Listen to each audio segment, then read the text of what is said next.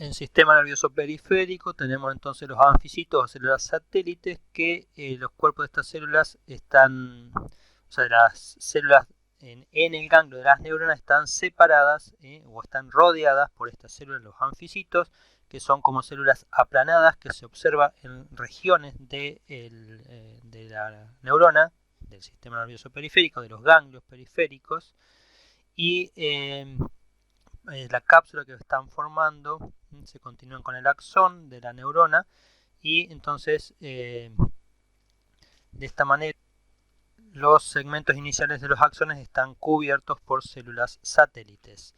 La función de entonces es la de protegerlo, pero además también tiene como dice acá, una intensa actividad pinocítica, es decir, que adquieren e intercambian sustancias con las neuronas, o sea que tienen participación activa, o sea, regulando el intercambio de las células de las neuronas con el medio exterior. Acá entonces las células de Schwann, que son las siguientes células, están en el sistema nervioso periférico, son las que encargadas de formar las vainas de mielina o rodear los axones con vainas de mielina. Entonces pueden formar axones mielínicos, en este caso forman la vaina de mielina, y o sea, su función es similar a la de las oligodendrocitos en el sistema nervioso central, solo que acá el sistema es distinto, o sea, rodean con una capa de membrana a una parte del axón.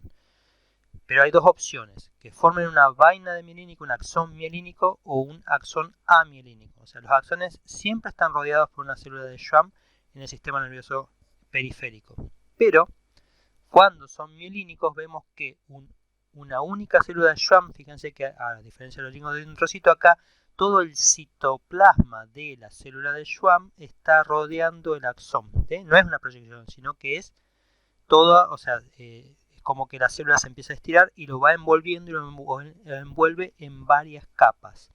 También de esta forma entonces genera segmentos cubiertos por células formando una porción de la vaina de mielina. Acá en el centro está el axón y en este tenemos la célula de Schwann por fuera y todas las prolongaciones citoplasmáticas que van a tener los fosfolípidos y proteínas generando la vaina de mielina. Y esto es, una célula de Schwann genera una vaina de mielina en un único axón. En este caso, forma la vaina de mielina y genera un axón mielínico.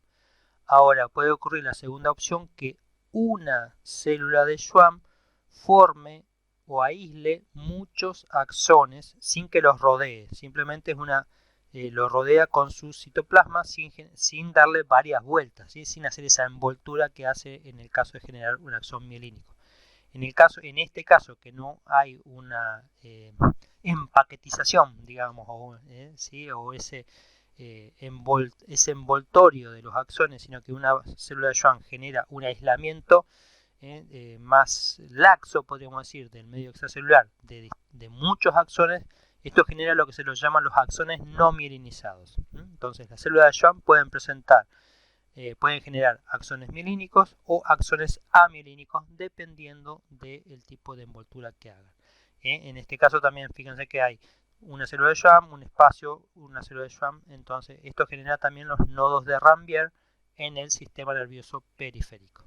Y de esta manera entonces podemos ver que las capas de mielina están formadas por proteínas y lípidos. Ven acá cómo va envolviendo mientras se va generando y empieza esta parte va dando vueltas y se va rodeando y cada vez más hasta generar hasta entre 50 y 100 vueltas de esta prolongación de la membrana plasmática.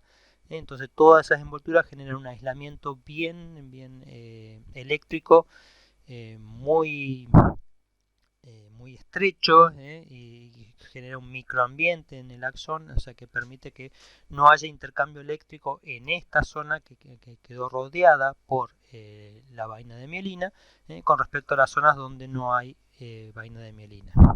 Entonces estas vainas de mielina en el sistema nervioso periférico están producidas por las células de Schwann, mientras que en el sistema nervioso central por los oligodendrocitos. Son las principales diferencias que vamos a encontrar, y que los axones amielínicos están formados por estas células de Schwann en el sistema nervioso periférico.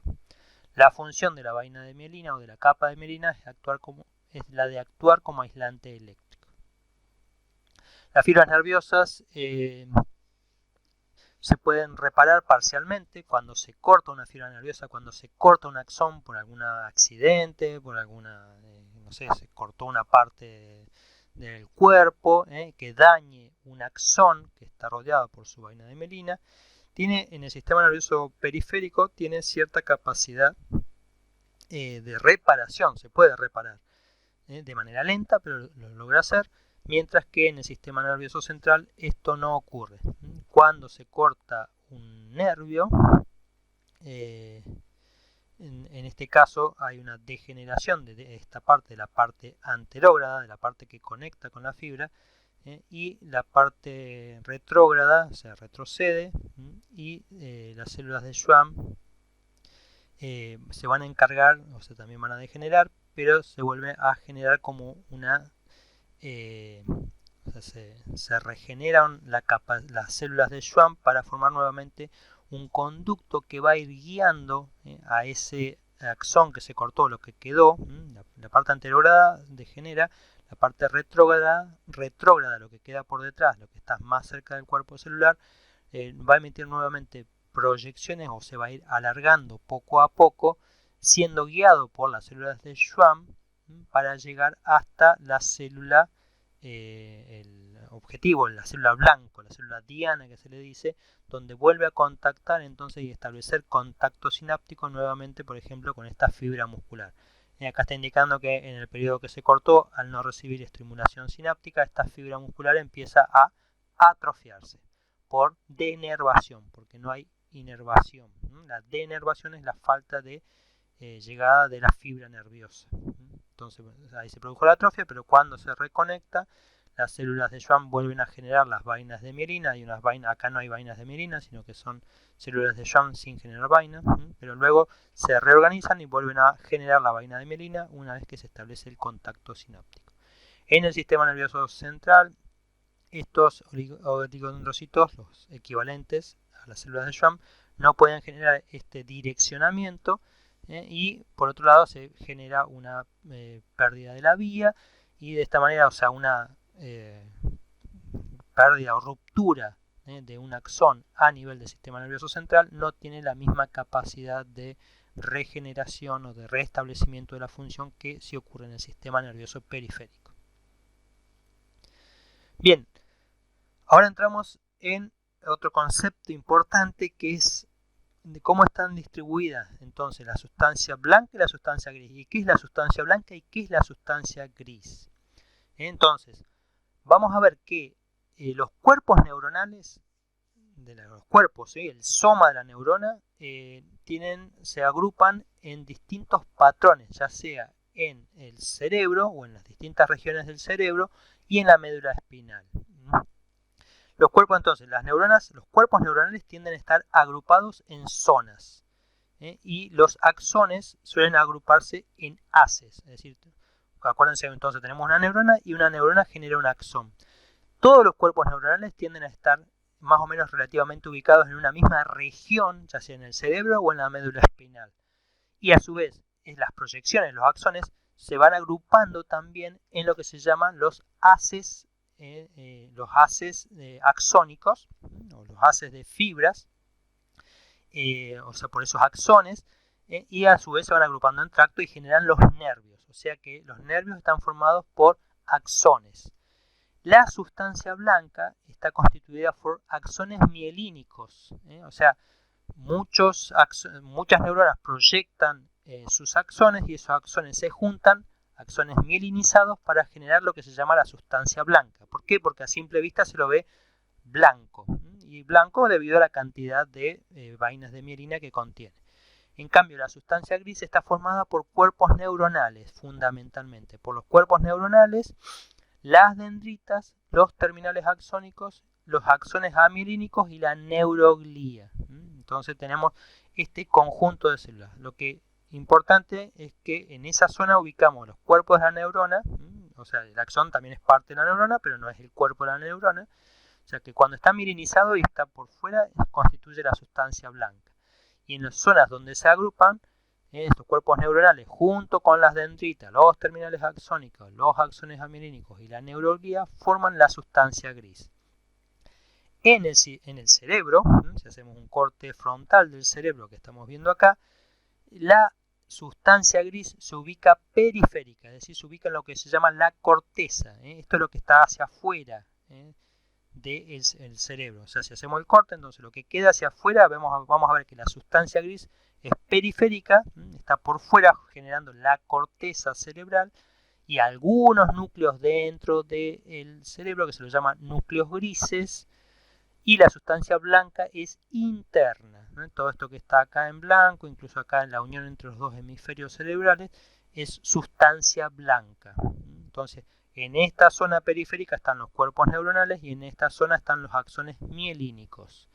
En la médula espinal, si hacemos un corte transversal de la médula espinal, vamos a ver que la sustancia gris se distribuye de manera central, con esta forma de mariposa o de H, y la sustancia blanca queda por fuera de la sustancia gris, formando entonces un envoltorio alrededor de la sustancia gris. O sea, en sistema nervioso central o a nivel de cerebro, la sustancia gris es fundamentalmente periférica. A nivel de la médula espinal, la sustancia gris es fundamentalmente central o interna. Y la sustancia blanca acá es interna y acá es externa. ¿Sí? Entonces esas son las principales diferencias en cuanto a la distribución. ¿Qué es la sustancia gris? ¿Qué es la sustancia blanca? ¿Y cómo se distribuye? Bien, ahora, ¿cómo es que transmiten información las neuronas? ¿Sí? Las neuronas se comunican a través de señales eléctricas. Señales eléctricas generadas ¿por quién? Por movimientos de iones, de cationes y de aniones. Las neuronas presentan entonces, se comunican a través de señales eléctricas porque son células excitables. Y cada neurona presenta dos tipos de señales eléctricas, que se los llama potenciales graduados o potenciales de acción. Los potenciales graduados son señales eléctricas que se generan en una distancia corta, o sea, permiten la transmisión de una distancia corta dentro de la misma neurona. Digamos, es el que detecta un cambio en una parte de la neurona y lo puede llevar hasta el cuerpo. En cambio, el potencial de acción genera una comunicación a través de largas distancias, es decir, desde todo el cuerpo celular y es neuronal, o sea, el que transmite básicamente la información desde el cuerpo neuronal hasta el extremo del axón. Entonces, ¿qué es un potencial de acción? Es una señal eléctrica y esa señal eléctrica se propaga por toda la superficie de la membrana plasmática de la neurona, es decir, o más bien dicho, a lo largo del axón, de todo el axón de una neurona. ¿Cuál es el origen o por qué está generado un potencial de acción? Por el movimiento de iones, como habíamos dicho, ¿sí? Acá es muy importante que recordemos que el sodio está más concentrado afuera en el líquido extracelular y el potasio en el líquido intracelular. Entonces, si un potencial de acción está generado por el movimiento del sodio hacia adentro y del potasio hacia afuera. En estos, a través de canales iónicos que se va alterando. O sea, acá por ejemplo nos está mostrando la integración que puede haber entre potenciales graduados y potenciales de acción. Nosotros cuando queremos escribir o queremos agarrar un bolígrafo, ¿sí? En los dedos percibimos en el tacto, a través de un receptor sensorial, la textura del bolígrafo y cómo estamos agarrando o sentimos que estamos agarrando un bolígrafo. Esto genera inicialmente un potencial graduado a medida que lo agarramos y depende, podemos decir, bueno, cuál es la presión que estamos ejerciendo, y mientras más presión ejercemos, ahí nos hacemos conscientes de que estamos percibiendo un bolígrafo. Esto va a terminar generando una potenciales graduados que terminan produciendo un potencial de acción que viaja desde a través de una neurona aferente desde el sistema, desde la parte periférica de nuestro cuerpo hasta la médula espinal, y de la médula espinal lo lleva hasta el sistema, o sea, ya está en el sistema nervioso central, pero lo lleva hasta la corteza cerebral, ¿sí? Porque en la corteza cerebral es donde hacemos conscientes las percepciones. Como nosotros estamos percibiendo que tenemos un bolígrafo, en este caso agarrado, tiene que llegar a la zona sensorial de nuestra corteza, donde, bueno, vamos a decidir, o sea, fíjense que acá en el medio se integra, está con una neurona, ¿cómo se llama? Intersináptica, una neurona de integración, una interneurona, acá en este punto 3, entonces que va a transmitir la información desde la médula espinal hasta nuestra corteza, donde, pasando por zonas de relevo, donde pasamos de una primera interneurona a una segunda interneurona hasta llegar a la corteza, se produce esa asociación, podemos decir, bueno, este es un bolígrafo y podemos percibir si es rugoso, si es fino, si es angosto, las distintas percepciones que genera nuestro tacto. Y luego, si nosotros queremos escribir, en la zona de la corteza motora se va a generar una señal, se va a estimular esta neurona que va a transmitir su impulso nervioso a través de un potencial de acción, baja desde la corteza cerebral hasta la médula espinal, pasando por, está saliendo del sistema nervioso central hacia el sistema nervioso periférico, el sistema nervioso somático, hasta llegar a los músculos de la mano, donde va a dar la orden precisa, o en coordinación con varias zonas cerebrales, que tienen que coordinar este movimiento para que nosotros podamos escribir lo que pensamos que queremos escribir. O sea, la integración se produce acá, entre la zona sensorial que está agarrando el bolígrafo y la zona motora que está moviendo la mano para escribir lo que nosotros tenemos en nuestra corteza cerebral a través de las neuronas de integración, y voluntariamente qué es lo que queremos hacer o mover ese bolígrafo con nuestra mano. De esta manera se integran las señales y funcionan los potenciales graduados y potenciales de acción, es decir, cómo se está transmitiendo la información. Fundamentalmente va inicialmente a través de potenciales graduados que se transforman en potenciales de acción y se van transmitiendo esos potenciales de acción. Acá hay una transmisión. Se va a activar esta neurona a través de un potencial graduado, que si la activación es muy intensa genera un potencial de acción, y así sucesivamente, hasta volver al punto del movimiento muscular. Bien, la generación de estos potenciales graduados y los potenciales de acción tiene que ver con dos características fundamentales de la membrana plasmática. Por un lado es que exista una diferencia de cargas, o sea, lo que se llama un potencial de membrana, que ya hemos visto, pero vamos a ir repasando, y además la presencia de canales iónicos, o sea, poros por donde pasan los iones, a favor de gradientes generalmente cuando queremos mover esas cargas. Entonces, la presencia de los canales iónicos es fundamental, y hay 4 tipos de canales iónicos. Se llaman canales pasivos, es decir, que son poros que directamente permiten la entrada y salida de iones dependiendo de su concentración. Luego tenemos los canales activados por voltaje, que son canales como este tipo, que tienen una compuerta o una puerta y que cuando cambia el potencial de membrana se activan. Entonces hay el potencial de membrana, los cambios en el potencial de membrana generan la apertura de esta puerta. Luego tenemos canales activados por ligandos, que son canales que cuando funcionan a través de como receptores, o sea, unen por ejemplo, un neurotransmisor, y esa unión del neurotransmisor genera la apertura de la compuerta, también tiene una puerta.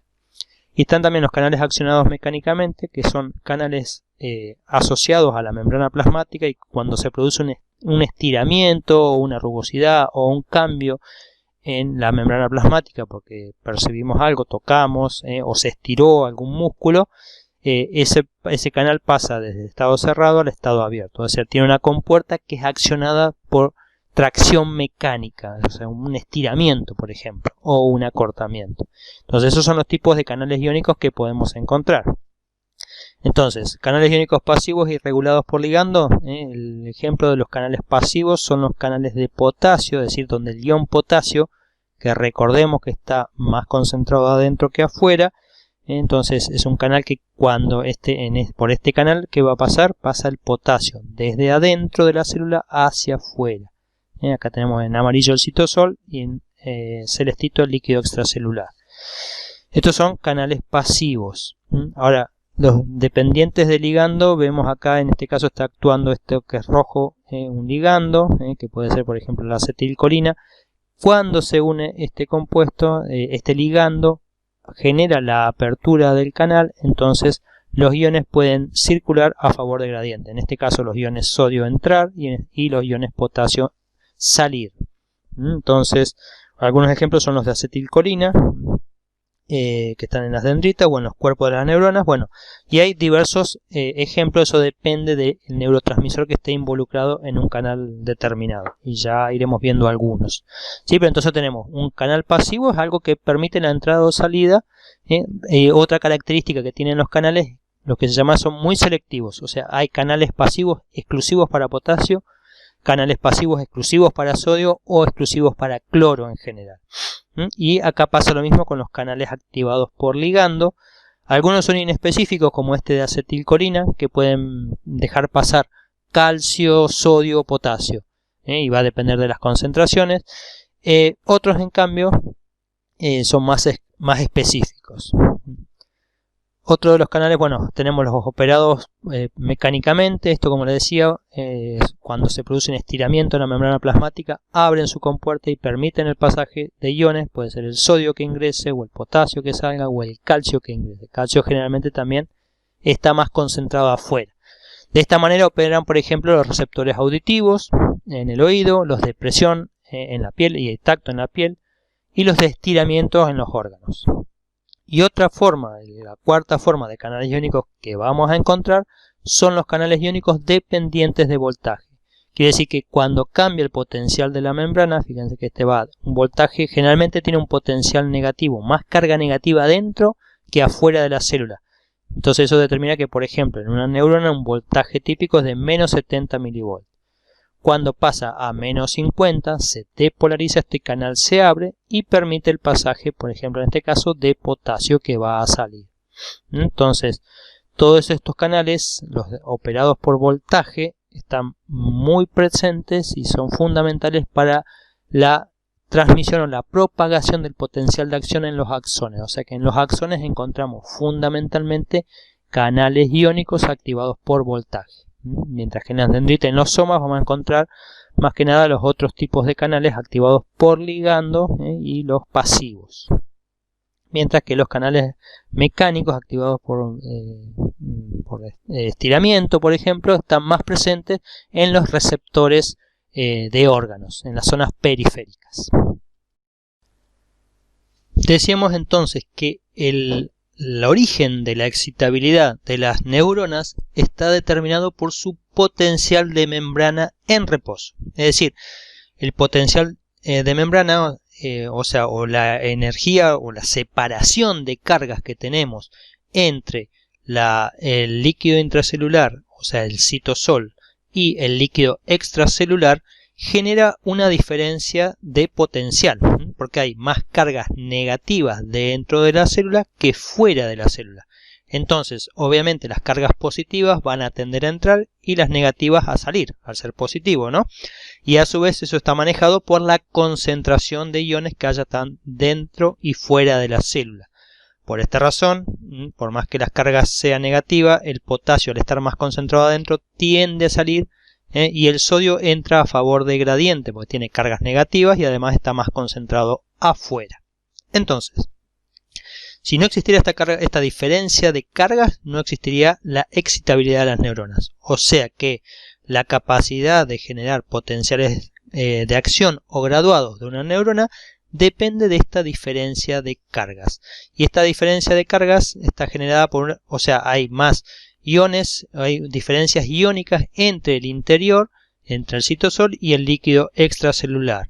Entonces, siempre recordemos que el sodio está más concentrado afuera y el cloruro, y en el citosol encontramos potasio, el fosfato y los aminoácidos, las proteínas. Las proteínas fundamentalmente tienen una carga negativa y las proteínas no pueden pasar por los canales iónicos en general ni salir de la célula. Por esta razón, estas proteínas cargadas negativamente tienden a generar una carga negativa en el interior celular, como podemos ver acá, o alrededor de la membrana plasmática en su cara citosólica, es decir, en su cara intracelular. Mientras que en la cara extracelular quedan rodeando todos estos iones sodio por fuera, que hay más sodio fuera que dentro, y hay más cargas positivas afuera que adentro. Y además, bueno, tenemos los iones cloro, pero la diferencia neta de cargas hace que haya más cargas negativas dentro de la célula y más cargas positivas fuera de la célula. Entonces, la mayoría de los aniones no pueden abandonar la célula, sobre todo las proteínas, y además una proteína fundamental que para generar esta diferencia de cargas es la sodio-potasio ATPasa. ¿Se acuerdan que la bomba de sodio qué hacía? Saca 3 sodio y mete 2 potasio. Entonces, fíjense que está sacando 3 cargas positivas y metiendo 2 cargas negativas a través del consumo de ATP. Entonces, esa función desigual en cuanto a las cargas se dice que es electrogénica, ya que genera que haya una carga positiva adicional en el líquido extracelular con respecto a el citosol. Entonces genera una diferencia de cargas. Saca iones, si bien los iones son distintos, pero a nivel eléctrico queda una carga positiva afuera y una carga negativa adentro, ya que sacó una carga positiva por fuera. Entonces, el potencial de membrana, que es la diferencia de cargas que hay entre el interior y el exterior, está generado por tres eventos, 3 sucesos. Por un lado es que las proteínas no pueden salir fácilmente, entonces quedan cargas negativas dentro de las células. Hay una distribución distinta, tendemos a tener más sodio y cloro por fuera y potasio y fosfatos dentro de la célula. Y por otro lado, la bomba de sodio-potasio ATPasa, al movilizar los iones, genera una diferencia de cargas. Entonces esas son las 3 principales causas por las cuales se genera un potencial de membrana en reposo. Recordemos entonces que las neuronas tienen un potencial negativo, o sea, siempre estamos hablando de, cuando uno dice qué potencial tienen, nos estamos refiriendo o hacemos referencia al potencial dentro de la célula, dentro de la neurona. Entonces, generalmente tienen un potencial de reposo de menos 70 milivolts, o sea, es negativo. Ahora, cuando hablábamos de potencial graduado, los potenciales graduados son cambios en el potencial de membrana y va a generar que una célula esté más o menos polarizada, que este potencial de reposo sea más bajo, sea más negativo o sea más positivo. Entonces, los potenciales graduados ocurren principalmente en las dendritas y en el cuerpo celular, porque es donde tenemos receptores o canales iónicos activados por ligandos, que es como se transmite la información. Entonces, esto va a hacer que la célula esté más polarizada, o menos polarizada. Y en este caso se dice más, se hiperpolariza o se depolariza. Ven acá dice hiperpolarizante, se hace más negativo, y esta depolarizante se hace más positivo. Entonces, cuando un estímulo abre o cierra un canal regulado por ligando o un canal accionado mecánicamente, también podría generar este tipo de respuestas. Entonces, hay canales que son despolarizantes y hay canales que son hiperpolarizantes. Es decir, si un canal genera esto, por ejemplo, un canal activado mecánicamente, cuando le aplicamos presión, se abre y permite pasar calcio, por ejemplo, o sodio, o sea, entran más cargas positivas, esto genera que el potencial de membrana se haga menos negativo, o sea, suba el potencial de membrana, por lo tanto se dice que es despolarizante, porque se pierde el potencial. Cuanto más se acerca a cero el potencial de membrana, se dice que está más depolarizado. Si se aleja más de cero, si estamos de menos 70 pasamos a menos 90, ahí se hiperpolariza. Es una neurona que va a costar más que responda. En cambio, cuando está despolarizada, es más fácil que responda a la neurona.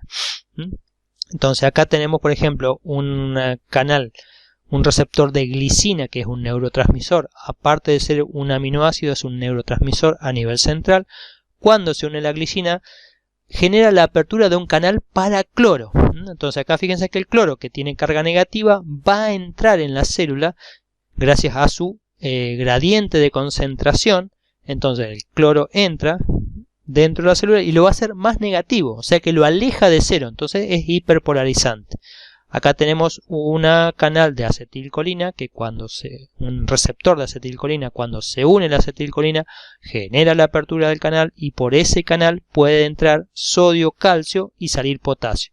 El efecto neto es que entra más cargas positivas de las que salen, por lo tanto este canal se va a depolarizar, va a estar más cerca de cero, su potencial de membrana sube, se acerca a cero, entonces se despolariza. Entonces, los canales activados mecánicamente y los que dependen del ligando van a estar presentes, yo les decía, más que nada en las dendritas de las neuronas sensitivas y en los cuerpos celulares o en esas zonas en las interneuronas y en la zona de las neuronas motoras. Entonces, generalmente los potenciales graduados están presentes en estos lugares y se los llama graduado ¿por qué? Porque la intensidad del cambio en el potencial de membrana va a depender de la intensidad del estímulo. Mientras más estímulo le dé, ven cómo el potencial cambia un poquito, acá cambia más y acá cambia mucho más. ¿Sí? Entonces, la proporción en que cambie ese potencial de membrana depende de la intensidad del estímulo y de también la distancia. ¿Por qué? Pues se dice que este potencial va disminuyendo a medida que se desparrama o difunde o progresa a través de la dendrita. Es decir, si la recibimos en una zona de la dendrita y está muy alejada del cuerpo neuronal, o sea, es probable que si fue un solo estímulo, ese potencial sea muy bajo y se vaya perdiendo su intensidad, este cambio, a medida que progresa en la dendrita. Por eso también disminuye con la distancia y es dependiente de la intensidad del estímulo. Ahora, si los estímulos son muy cercanos, entonces se pueden sumar estos potenciales graduados.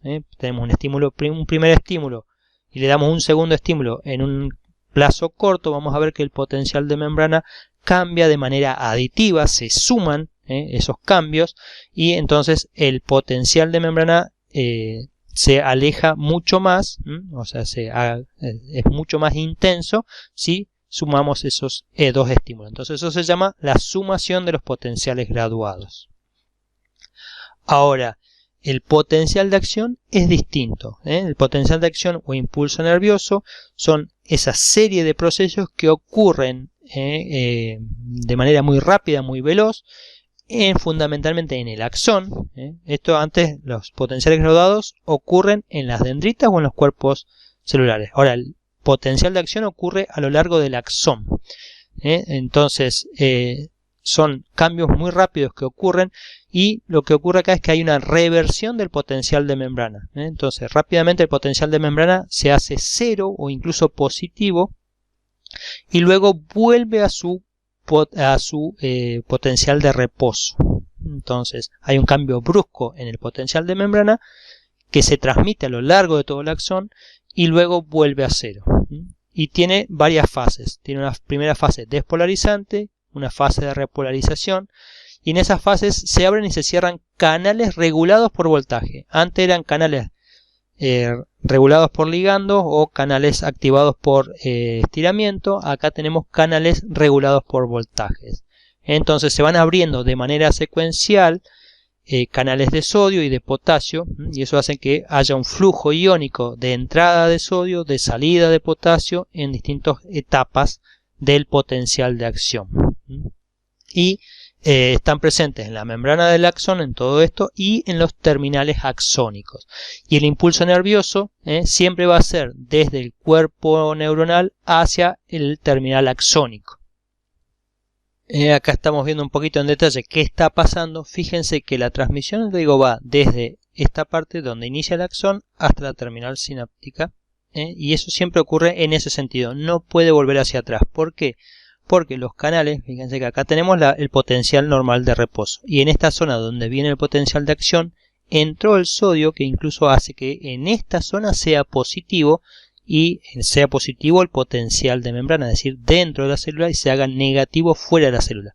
Es una zona muy limitada del axón, y nuevamente después ya entran a salir las cargas y se restablece el potencial de membrana. Es decir, esta parte negativa sigue avanzando mientras que detrás se viene restableciendo el potencial de membrana a negativo adentro y positivo afuera.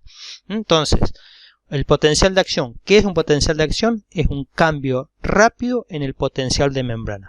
Y ese potencial de membrana se propaga a lo largo de todo el axón en una única dirección, desde el cono axónico hasta la terminal sináptica. Es unidireccional. Entonces, decíamos que consta de varias fases. Tiene una fase, o sea, acá tenemos en violeta el potencial de reposo. Cuando le llega el estímulo, vamos a ver que hay una fase entonces que se empieza a depolarizar, y esa depolarización tiene que llegar hasta un punto umbral, es decir, el potencial de membrana comienza a subir hasta que llega a un punto que se llama umbral, y a partir de ese umbral ahí es cuando ahora se llega a la fase depolarizante, donde se abren los canales de sodio, entra sodio y el potencial de membrana ven como rápidamente sube, incluso se hace positivo. Esto se debe a que están entrando iones sodio. Luego viene la fase repolarizante, donde se abren los canales de potasio dependientes de voltaje. Como el potasio está más concentrado dentro, lo que pasa ahora es que salen cargas positivas. No son las mismas cargas positivas que entraron. Entraron cargas positivas mediadas por el sodio. Y ahora salen cargas positivas mediadas por el potasio. Porque esos canales son muy específicos. Son canales que solo permiten el pasaje de sodio y solo permiten el pasaje de potasio. Entonces acá está entrando sodio, acá está saliendo potasio, con lo cual se hace más negativo nuevamente y se restablece el potencial de membrana. Entonces acá incluso llega una fase que se llama la fase de hiperpolarización, donde se hace negativo el potencial de membrana, mucho más negativo que el potencial de reposo, y luego se activan las bombas de sodio-potasio, y así entonces entra a salir sodio, entra potasio nuevamente y se restablecen las concentraciones iónicas, porque en esa zona donde se produjo el potencial de acción, entonces los iones, la composición de iones quedó alterada, y esa composición iónica se restablece gracias a las bombas de sodio-potasio. Entonces, el potencial de acción en esta zona, cuando se está generando acá, llegó al umbral, se origina en la zona gatillo. Es decir, que en la zona del cono axónico o la zona de gatillo tiene que alcanzar el potencial umbral. O sea, tiene que despolarizarse hasta llegar al umbral, que habitualmente es menos 55 milivolts en la gran mayoría de las neuronas, aunque bueno, puede variar. Y esto sigue el principio de todo o nada. Es decir, que cuando llegó al umbral y o sea, a un potencial en el que se abren los canales de sodio, el evento va a ocurrir sí o sí. ¿Sí? O sea, una vez que se gatilló esta depolarización, no hay vuelta atrás, no se puede revertir esta etapa. Entonces, por eso sigue ese principio de todo o nada, que es distinto a los potenciales graduados. Los potenciales graduados va a depender del grado con que del grado de estímulo. Pero no es un evento todo o nada. En cambio, el potencial de acción se generó y ya no lo podemos frenar. Entonces, el tiempo que tenemos entre un potencial de acción y la capacidad de volver a generar otro potencial de acción se llama el periodo refractario. O sea, durante el periodo refractario, que fíjense que va desde acá hasta más o menos, o sea, hasta esta etapa es el refractario absoluto, y este es un periodo refractario relativo. O sea, en este periodo no se puede volver a generar otro potencial de acción. ¿Por qué? Porque se alteraron todas las composiciones iónicas. Hay canales que todavía están abiertos y se tienen que cerrar, como pasa acá en esta etapa. Entonces, en ese periodo no podemos volver a generar otro potencial de acción. Y ese periodo se lo llama periodo refractario. Si llegara otro impulso nervioso, o por más que se mantenga, la neurona no podría volver a generar otro potencial de acción. ¿Sí? Entonces, siempre decimos entonces que la información, para transmitir esta información entre los distintos sectores del cuerpo, ¿sí?, deben ser todos esos potenciales de acción de una neurona, o los potenciales graduados, tienen que trasladarse a la zona gatillo, y desde ahí llegar hasta los axones terminales.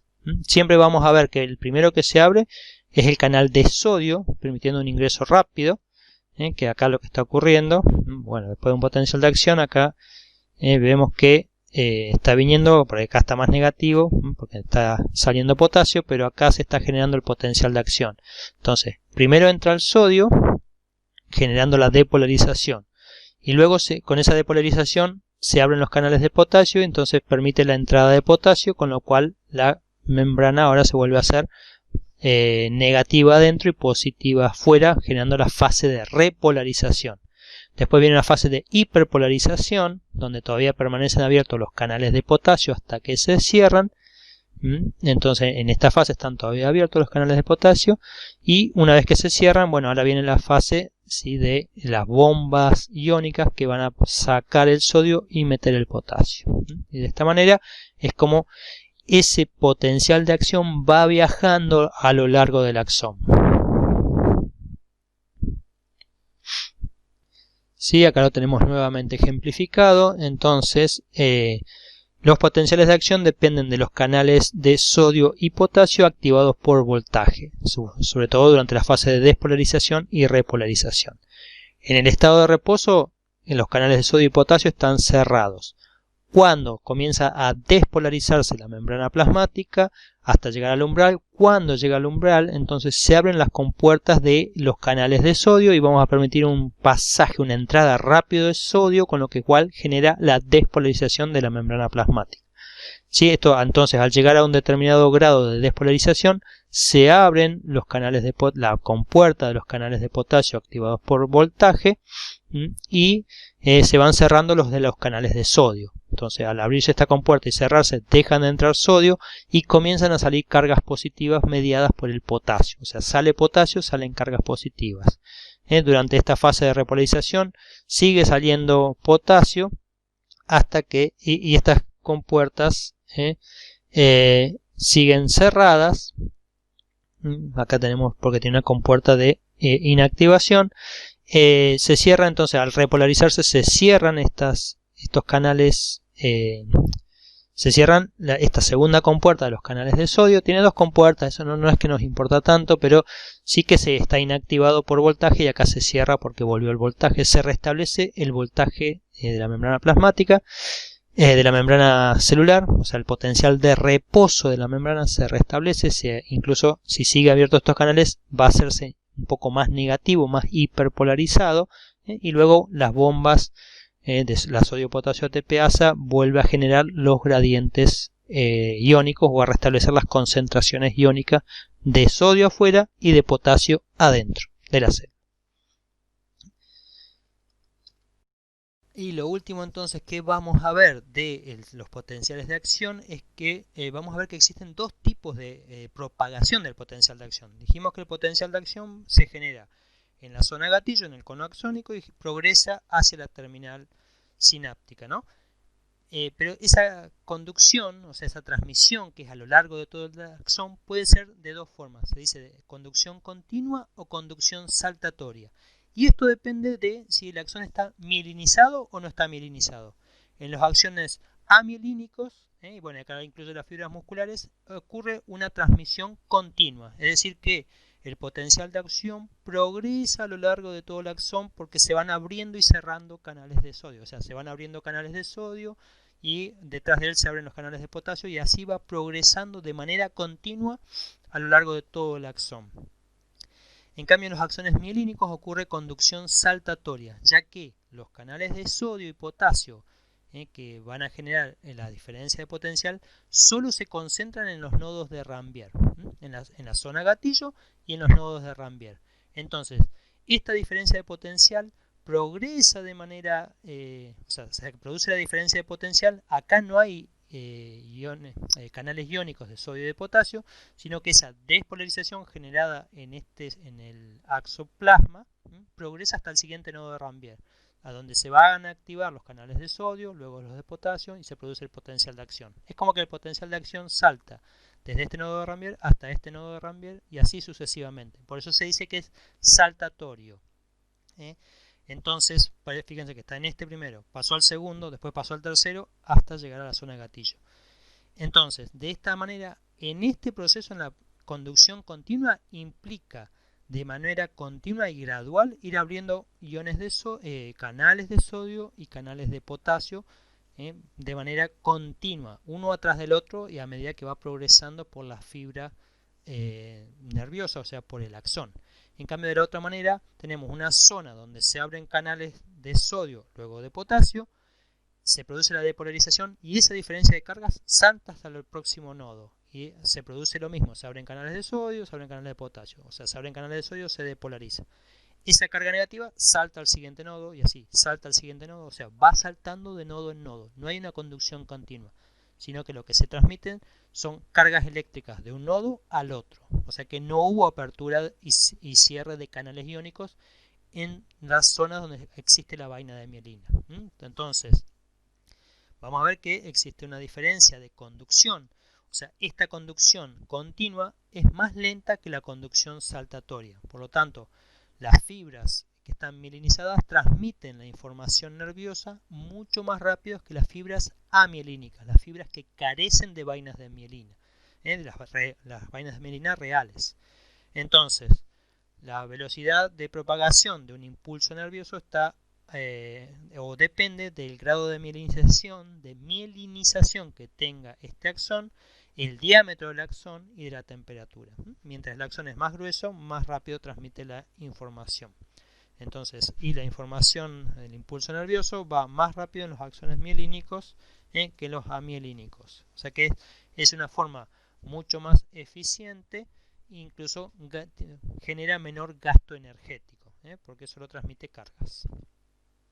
Ya es un poco lo que vemos acá. Entonces, la propagación saltatoria en axones amielínicos, o sea, solo se generan aperturas y cierres de canales iónicos en esta zona. La diferencia de carga se transmite hasta el próximo nodo, y así de esta manera. Entonces, el impulso nervioso pasa de acá, salta al siguiente nodo y así sucesivamente.